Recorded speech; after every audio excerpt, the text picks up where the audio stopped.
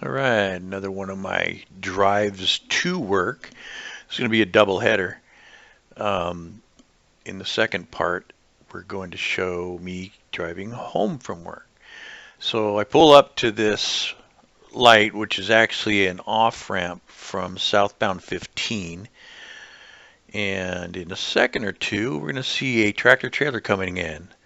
And I just got a green light.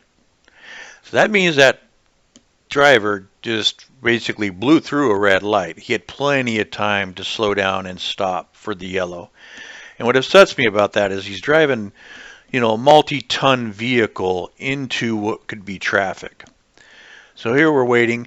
If you look on the right hand up there, green light, people coming off the 15, it just went yellow. And it's red, and we still got people coming off the 15 into the intersection.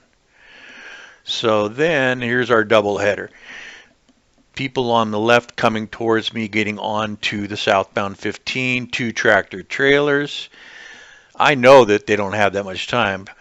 Postal truck, green light while he's in the intersection. So that's it. I just wanted to show a couple of crappy drivers.